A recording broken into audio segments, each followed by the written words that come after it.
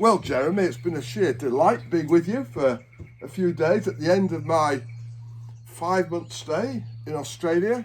You've looked after me magnificently. What a beautiful place you've got here. It's like a oasis with all the animals and the nature, ponds, kangaroos, just idyllic, man.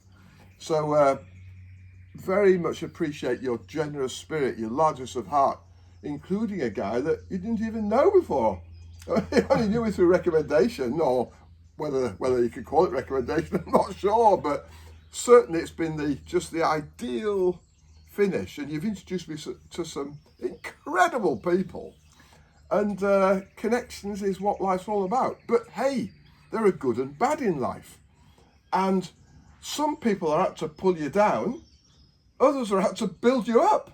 This is And what my big issue with all I've been through in the last 6 years and building up before that when I was in the cult, the PBCC cult, is that people have a program to pull you down. And that is an alternative agenda to what you're trying to achieve as a person, which is you just want the best, you want healing, you want people set up, free in my case, unchained, unfettered, free to be their best selves. And you've done it. I do it, if you like, try and do it psychologically. You've tried to do it physically, and help people the best you can, the best you know. But hey, you're vulnerable because people turn against you, use the witness, use the legal system without witness, and get a whole load of people supporting you. In my case, 55,000 brethren all have to agree with the leader when he says I'm a bad man, with no opportunity for me to say, hey, boy, am I that bad? Not that we're going to go along and say I'm a good boy, but it's just the principle there, that why go around pulling people down? But Jeremy, I'd like you to introduce who you are and just give a bit of a rundown as to what life has doled out for you in the last few years, because I think we've been through similar experiences in many ways.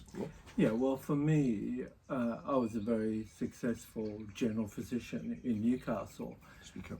And, my life was very sweet, as I'd put it, until I had a vexatious complaint made by a patient, firstly to the HCCC, which is a complaints body.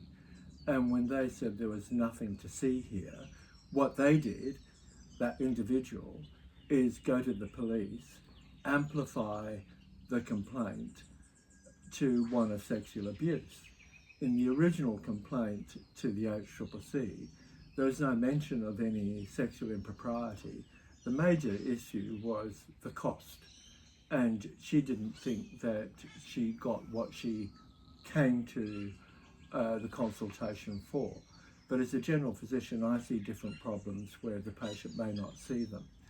So the issue for me really is the complaints process, how the complainant firstly used the system to her advantage, and then when the system said nothing to see, she then amplified her complaint, went to the police and said I raped her. At that point, my career was over. As a doctor, as soon as you have a sexual complaint made against you, your career is effectively over. And that was 7 years ago. As a result of that complaint to the police, they put out a clarion call to my patients, and I'd seen 46,000 patients in my career, asked if anyone had any information. But at the same time, in the reporting of the paper, they characterised me as an allergist. In fact, I'm a general physician. They characterised me as someone who was preying on their patients, and that's P-R-E-Y, not P-R-A-Y. They also characterised me as groping and penetrating my patients. This was the press. As a result of that, I ended up having to face 66 charges of sexual assault. 66? In the context of my medical practice. And the way that happened is that when my patients or my clients rang the police to say, yes, I've seen Jeremy Coleman, they would ask them a question. Has he done an intimate examination? And if the answer was yes, they said, you've been sexually assaulted. A lot of the patients that I had to face in court never realised they'd been sexually assaulted until they spoke to the police. And the police characterised my assessment of them as an allergist, therefore doing intimate examinations was not appropriate. And I agree, if you look at it like that. But most of my clientele were women. Most of my clientele were women coming for hormonal issues, whether it was infertility, whether it was premenstrual symptoms, whether it was premenopause, postmenopause. But most of the women were referred for hormonal issues. And in the assessment of those patients, there are a set of questions from the Australian Menopause Society that need to be asked. And some of the questions may be perceived by some to be sexually inappropriate, like, do you have dryness of the vagina? Do you have pain with intercourse? What's your libido like? It's like forensically getting into a murder case or something. You've got to ask deep questions and penetrate and get down to the issue. You can't do your job if you're superficial, can you? I think your word penetrate was a problem. Trust me to put my foot in it. But the essential issue is that I was characterised as an allergist, asking inappropriate questions. So the police never went to the authorities to see, is he an allergist? In fact, if you go to APRA, I'm characterised as a general physician. The other issue with me is that I had a colleague who I have a lot of respect for, who actually encouraged this patient to make a complaint. She encouraged her to make the initial complaint, and then she became the police expert witness. And she developed a protocol for the police to get other experts to discredit me. So as a result of that, I had a year-long trial. I had 5 experts from the Crown giving evidence, supposedly trying to discredit me. And in the end, they all agreed that what I did was for proper medical purpose. So much so that the prosecution wanted to get rid of all his expert witnesses because it didn't suit his case. And that was 5 months of evidence that they gave, which at $250,000 a month, to me, that idea that you could just discount 5 months of evidence was horrific. Yeah. The judge, of course, didn't allow it. And as a result of all this, 12 months in trial, I got non-guilty verdicts. But in the meantime, like I was. Yeah, but in the meantime, my life is ruined. At the time, I had 6,500 patients currently on my books. I had 6 staff members, and without a shred of evidence, at that point, my career, their careers were finished. My 6,500 patients that were on my books suddenly didn't have a specialist doctor to manage their hormones. So my issue really is an expert in my field who decided to help bring me down by encouraging a vexatious complaint. And when it didn't work with the medical authorities, she went to the police and essentially said I'd raped her. So there's great parallels with what's happened to me, because I had 3 police visits to my place. Well, one very intrusive phone call, and then I had to go to the police station 3 times for harassing members of the cult. And they said if I contact them once more, I could be arrested for harassment. All very heavy. So I said, well, I'm on my own here, been on my own through COVID. What do you want to do? If I can't speak to anybody about what's happened to me, it's a major pressure. Can't speak to my family, they've cut them off. do you want me to commit suicide? What do you want me to do? You know? And it's unbelievable, the arrogance. And one said, oh, there's a guy in Harrogate called Neil Trevitt, actually, who's got a band of 16 brethren with him, teaming up against you. And this is what they do. They get like bands of thugs, really, little better. I can't describe. And they're determined to pull you down. And it's all like a clarion call. Come on, he's a bad man. We've got to justify the fact that the leader has condemned him by joining in combined condemnation. In effect, you got 55,000 people against you. Well, look, I can see some parallels. The parallel I see is a colleague of mine who thought I was practicing it in a way that I wasn't. And then she encouraged the police to enlist other experts in different fields. So I had a gastroenterologist who was an expert witness because I did a couple of rectal examinations. I had an obstetrician and a gynecologist. I had 2 allergists who were speaking against me. And in the end, it was through this colleague of mine who believed that she was actually doing a good thing for women by getting rid of me. Okay, but most of the patients that I saw recommended other women to see me.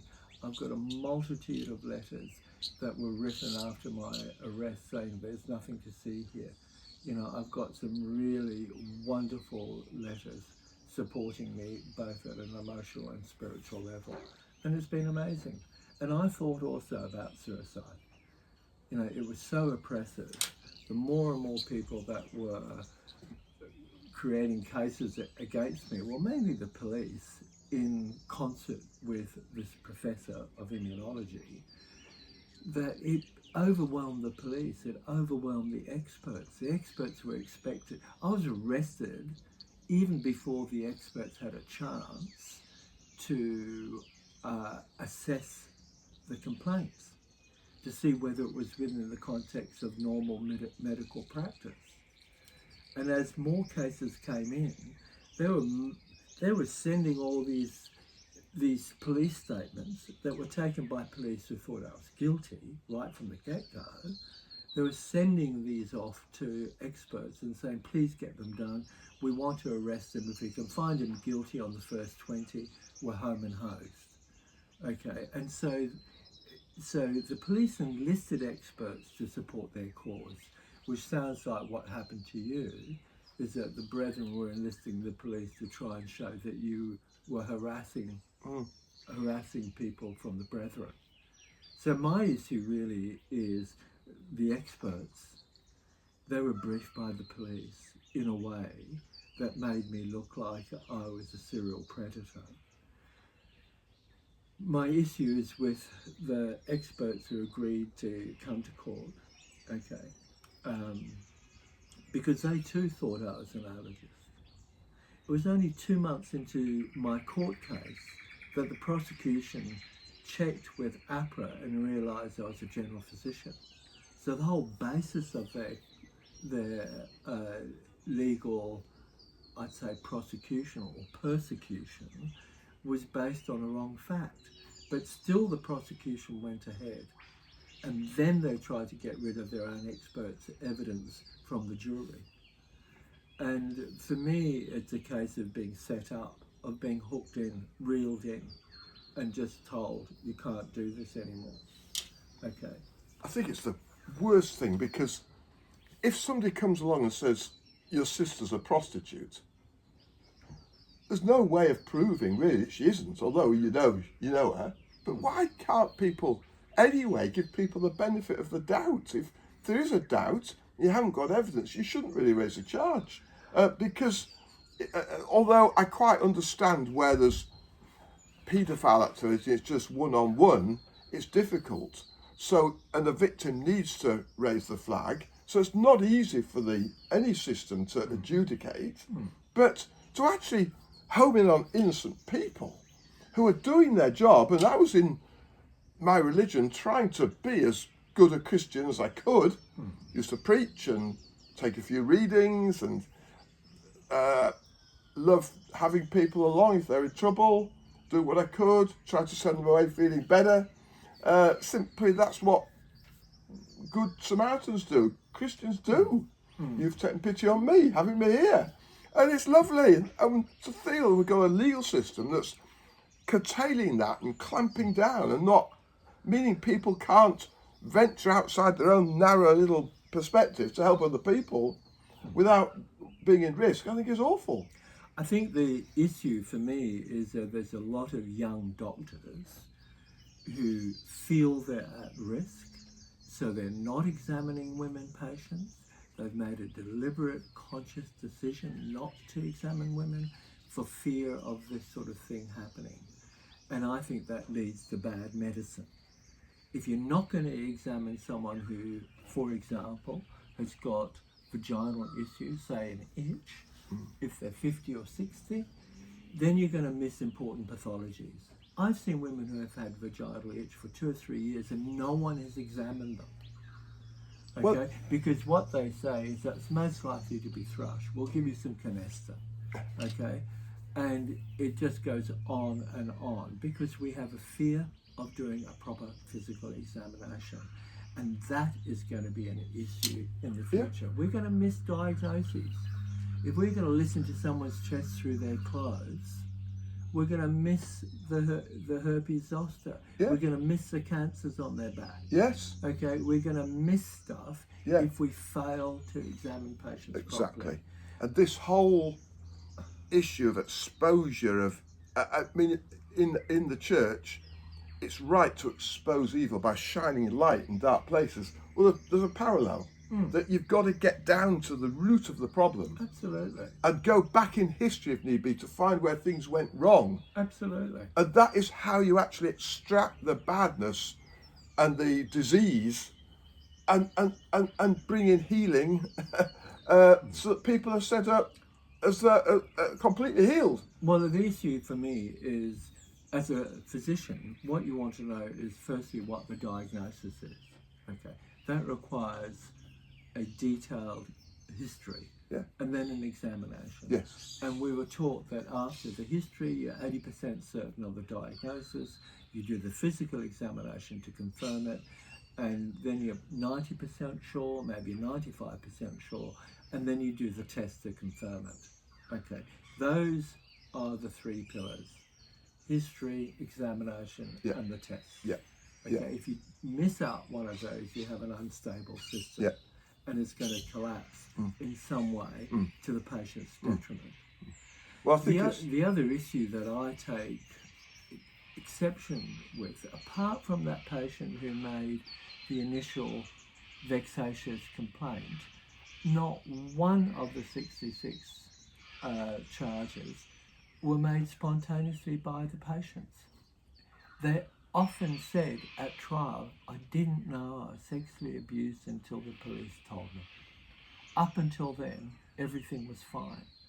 But when you have the sort of media exposure that exposes you as preying on your patients, every single one of my female patients would have cast their mind back to the examinations that they had and think, what was it like for me? And when you think of the number of women who have been sexually abused in this country, it's like 1 in 5. Yes. It means that I've seen about 8,500 patients with a previous history of sexual abuse that I wouldn't have known about for the most part. A lot of the women did talk to me about it, but mostly it wasn't part of the agenda. Your job, no. So in the light of that, seeing the press coming out with these outrageous statements would have really put them on the back seat, and they would have thought a lot about it and how they felt about it. And then when they speak to the police confirm something that they might have had an inkling about for whatever reason, maybe their background. And then suddenly they're hooked into the police prosecution, okay? And they want to get me off the streets because of the way the police talk about it. Oh, so you see, I've had it. A woman brings a sexual abuse charge, and rather than, I said, well, let's get around the table and sort it with her. So I love that principle that if I've got a problem with you, I see you, have the guts to see you about it, and generally we can reach an agreement and reconcile. Matthew 18 is actually the scripture. But in this case, and in other cases involving cases in the church that I dealt with, there's no witness. So it's her story and mine. Now, my story should be listened to just as much as her story. But the new zeitgeist is that women don't tell lies. That's the new zeitgeist. You've got to believe the woman. Now, if my wife went to the police and said that I raped her last night, they would come and arrest me. Simple as that. That's where it's come to. And so any doctor who has a patient who is vexatious or is unhappy, their career is at risk, really. Well, if their patient should put in a sexual complaint. Yeah, it's shocking. And my whole life was at risk, because in there you lose not only your career, but your family, your whole social circle, your house, your business, your finance. Well, fortunately for me, my friends stuck by me. Okay, so I didn't lose friends. There were a couple of people who I'd known for a while who I would call doubters, which really offended me because I thought they knew me better. But nevertheless, I totally get it. You never know anyone fully. Okay, you never can be fully certain. And so, but the general medical fraternity weren't there supporting me. But I understand why, because it's a sexual issue, and you don't want to support someone who turns out to be guilty. And as it happened, I had doctors who rang me after the non-guilty verdicts and said, I should have supported you. A true friend will stick by you when you're in trouble. And especially if there's a smell of something bad around you because you're under attack, true friendship survives that and stays with you. And they are the people, they're the gold dust, they're the people that matter in this earth. And as you say, they're few and far between actually, but they're there. But you see, I don't believe that in its entirety, because for me, if I couldn't support someone who was messing around with kids. If I found out that was true, I'd find it really difficult to be in heart connection and in friendship with them. I'd find it very, very difficult. Okay, so there is a line in the sand where your friends should, maybe. This is probably a philosophical issue. I mean, how much do you support pedophiles? I mean, I think it's a disease. I think that it needs to be understood. I think it needs to be treated. But it's very hard to support someone who you believe is messing with kids, unfortunately. Well, in my case, when this sexual charge came up against me, my brother Garth, who's the leader of the Leeds and UK, really, gatherings, was onto lawyers about it, get legal advice before I knew anything about it. As far as I was concerned, everything was hunky-dory, because I hadn't done anything, nothing was on my conscience. So he was there busy plotting a legal case before I even knew anything about it. Well, how can that be right? He's not even involved. He wasn't even involved in the incident. Look, in my view, your brother should have spoken to you. Yeah. In my view, the professor of immunology, before she encouraged this woman to make a case against me, should have rung me. Yeah. She should have rung me and said, what sort of medicine are you practicing? Exactly. Rather than assume, because she saw me 16 years ago at an allergy conference, that I was an allergist. Yeah. So just to finish off, that scripture is beautiful, because if it says, if you go and see him between thee and him alone, and he doesn't listen, take one or two beside. So if this woman had come to you and still had a problem with you, she could have brought a friend and tried to present it slightly differently to help you. But the motive all the time is to resolve and reconcile. And I believe that's a guileless aim to always want to reconcile, so you've got the good of all at heart. Look, this is part of the problem that we have with the complaints process in New South Wales, at least, but probably across Australia. And that is, firstly, the complainant is believed. The authorities believe there's very few vexatious complaints. Okay. And I dispute that. I think there's many more that we don't know about. The people who first get the complaints, they're not actually qualified to see red flags, and they should see red flags. Yeah. Okay, that is a real problem. Yeah. This idea that if a woman says she's been abused, she's been abused. End of story. My experience with a person that led to my career finishing never came to court. No. She put in the complaint, I was arrested, then she withdrew. Okay, so she'd done all the damage, she'd set the fire and walked away. And there's absolutely nothing I can do to rectify that issue or get some justice. In the same way, the professor who supported her, she seems to have Teflon around her. There's nothing that we can do that she ruined a colleague's career. Nothing at all. Okay, and she's still sitting there on her throne, believing everything that she says. Yeah. Okay. So it's the manipulation of very clever, insidious manipulation of the legal system and the police to hurt people. And that is wrong. Oh, look, I know it's wrong, but I don't think PLOD, i.e. the police, is necessarily intellectually or emotionally intelligent enough to pick the eyes out of the complainant, okay, and see what is credible and what is not. Particularly when it comes to medicine, how would they know what justifiable clinical examination is? But there's someone cleverer then perpetrating all this, which we need to dig back and find out if the police haven't got the training, if you like, to sniff out whether it's a false or true claim, well, go back and go to the person who's brought the charge in the first place and see whether they're under any pressure. Well, the police manufactured this in the first place. They went to the press, told them all these bad things. The newspapers and the television printed it. People responded to it. The police thought I was guilty. So what they did is they created 66 charges against me.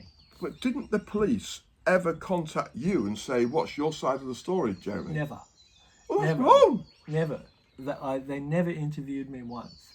In fact, they came to arrest me in the middle of the day, expecting me to be very busy with patients.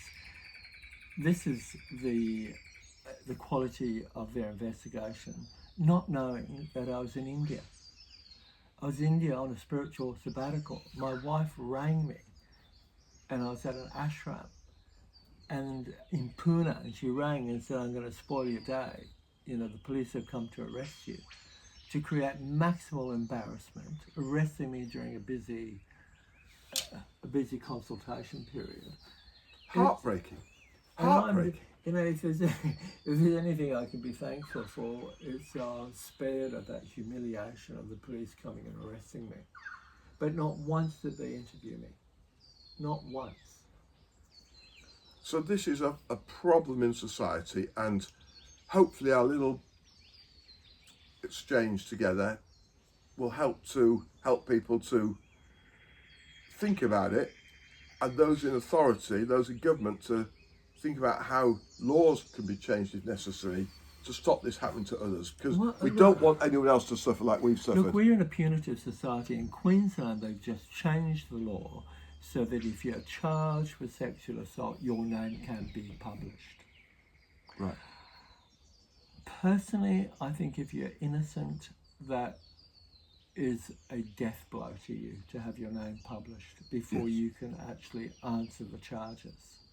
It's not like a traffic offence. It's not like any other offence. No. You know, a sexual offence often is between two people. There's no witnesses. But yet, once the complaint's made against you, then your career, whatever it is terminated. And I know of doctors in a similar situation to me where they've called a press conference and asked the doctor's patients, is there any information you want to give me? A particular doctor I know who'd been a GP for 38 years, there was a woman that rang in response to the police, and she said, yes, I had a pap smear 30 years ago. She was 80. This doctor did a pap smear on me. Okay, and that ended up being a charge. This doctor committed suicide. And this is a problem that I have. There have been 16 doctors who have committed suicide as a result of the complaints process in the last 4 years that I know about. And part of the process is the shame, the humiliation that comes from publicly being outed for something that you may not have done. And in my case, we proved as much as you can prove as 66 non-guilty charges that I did none of this, but yet I'm sitting here without an income. It's cost me $5.5 million to defend myself. And so you've lost your reputation, lost your money, but you're still living, you're still surviving. But it shouldn't be that way. There should be a system whereby people who have had their money taken away are compensated, so that you can live the life that you were going to live before this came up. But there's no fairness. It's as though money rules, because at the end of the day, the legal system is down to money. So it's as though money has to dictate rather than fairness and justice and what's right and proper and true and fair. It's unbelievable in this day and age. Well, it's not about fairness. Okay, it's not about justice. I was told this by the first lot of lawyers I had. When I just had a few cases against me, I said, don't worry, this will all be okay. Okay, justice will prevail. And the lawyer shot back at me and said, it's not about justice, it's about the law. That's money. Exactly. And then probably 2 months later, they actually asked me to put $4.5 million into their trust account within 2 weeks. Okay, I couldn't do that. So that is about $2.25 million in UK terms, pounds. Yeah. So as a result of that, they sacked me. I don't think they really wanted the gig in the end, but as a result of that, they couldn't represent me because I couldn't put the money in. And I said to the Silk, I said, what happens if I didn't have any money? And he said, you'll go to jail. So I had to find the money from somewhere. Okay, but I got new lawyers. They were excellent. But still, at $250,000 a month, it's untenable. You'll be interested to know that in my case, I've gone out to the family, the Christie family, and just stated my case, completely aside of the legal system. And they've come back and said, look, you need to claim your expenses back from Garth, who's been leading the push against you and broken your family up. All right, under the direction of the leader in Sydney. So I've literally put, with the backing of the family, an invoice into my brother for £2.5 million. Now, maybe you can find who was pivotal, who was the most, maybe you can think about this. It's probably not the woman who brought the first charge, but it might be somebody who backed her. But if you can find somebody in a position of responsibility who's pivotal, give them a bill for whatever you've spent and push for payment. What's wrong with that? Look, there's nothing wrong with that, but I have looked into that. And it seems like suing someone in this country is a very risky affair, because if I sue the first patient who put in the vexatious complaint, A, she might have nothing anyway, and B, if I lose, I would have to pay her expenses. But I think the issue with her really is that she's probably not worth suing because she doesn't have enough. In terms of the doctor who gave her the advice, she is categorised as an expert witness, and they're Teflon. You know, they're protected. They're a protected species. Although I would like to sue her because I think she was the most egregious, and without her, this never would have come to light. Without her encouraging the first person, without her having been enlisted as a police witness after first encouraging. Yes. You know, it breaks all the rules of ethics and being an expert witness. Because for it to have gone so far, it would have had to have been backed by somebody who's an absolute expert in your field. So that doctor is very responsible. But then you might find that doctor went to someone even higher in government or something. We don't know. We don't know. No. But that needs to be investigated. Well, look, I've tried. I've put in a complaint to the complaints process, and they essentially just block me. Why can't you start a movement or a petition or something and go out to the whole of New South Wales or the Newcastle area and explain what's happened and say, look, can we join together in agreeing on a figure of compensation for you because of what's happened? Now, it's a bit unusual, a bit out of the ordinary, but hey, it's a very unusual situation you're in. Absolutely. So my medical indemnifiers, in the brochures that they give to potential clients, they say they will not indemnify against a criminal charge. But if you're found not guilty, but if it's dropped before it comes to trial, they will consider paying your bills. My legal team thinks it's appropriate that they do, but they have just said, no, we're not paying. Okay. But apparently my medical indemnity firm doesn't pay up anyway, as I've later on discovered. It's no, no, no, no. I'm keeping on pushing them because I think they have a responsibility, and I've actually complained to the Australian Financial Regulator about their behaviour in the hope that they will actually pay what they say they would be prepared to pay in the brochure. Well, could you? Sorry, I'm searching around. Could you go to your local MP and get a question raised in Parliament? Oh, I could. I haven't done that yet. My case has taken 7 years to complete. So has mine. It finished in March of this year, March 31st. Well, and up until that time, the advice I had from my legal team was keep quiet. Don't say anything. Don't go public. Don't go to the newspapers, because anything you might say might be used against you if there was any further legal matters on hand. So from my point of view, now that it's all over, I have a voice. I don't quite know how to use it. My key issues are, I don't want this to happen to any other doctor again. I want the complaints process changed. I want the people in the complaint system to recognise vexatious complaints. I agree with you, when there's a complaint, there should be mediation with the complainant and the doctor or the nurse, whoever it is. We need to go to mediation before we go to law, in my view. And I'm not the only one with these ideas. In 2017, there was a Senate committee meeting into the complaints process.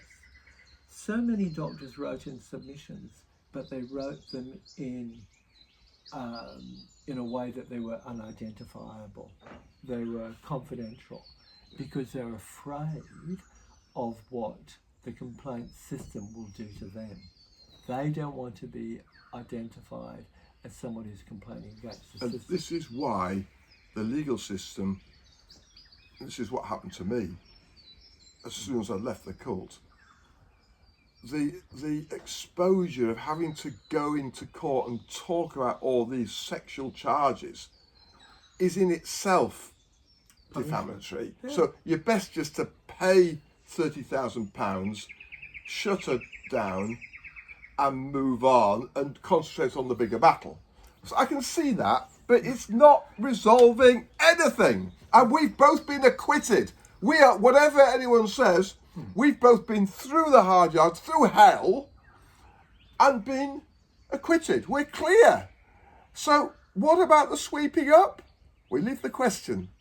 And if anybody has got any motivation to contact Jeremy or myself, I don't know whether you can give your contact details at all here, but yeah, my phone number. I would rather they contacted you. Yes. And then you can yes, and I'll handle it. Yeah. That And would although be, I'm in UK most of the time, I'm certainly looking towards setting up a situation where I spend quite a bit of my time in Australia. I love the country, but I'm waiting for things to settle down with the PBCC cult and Bruce Hales to come clean about the way he's been holding ex-members in a sense of in slavery, really, because he completely turns against them and prohibits any communication. It's called the separation law. But he's actually holding his own members in servitude because they're frightened about stepping forward and making any protests. That can't be right. We need to set each other free so that good people can step forward and advocate for Jeremy, even advocate for this guy, Lance, yes, and say, look, enough is enough. Mr. Hales, the leader of the church, change your system, change your law. New South Wales government, change your law, outlaw this slavery, and let people live a good life, helping others, free, and able to be their best selves. Look, I love your sentiments. The reason I invited you up here, I thought your story was really intriguing. There was so much about cults that I've learned. I think when you explained that the Plymouth Brethren don't allow people to read newspapers, watch the news, get a university education, it just seems to me that the whole process is keeping the proletariat or the congregation in a state of unthinkingness. Yes. Okay, and that's the only Duh. way. That's the only way that you can lead people. You can't join your church because that might contaminate it with outside ideas. You have to be born into it and have as many children as possible to keep the whole machine on the road. And then they take your children away from you. How good's that? I think it's awful. I think it is psychological enslavement. Anything that's anti-family should be outlawed. And family is so precious. To break up families under some crazy doctrine is wrong and needs to stop. Yeah, I agree with you. Nice chat. I think that's pretty good. I'll go and have a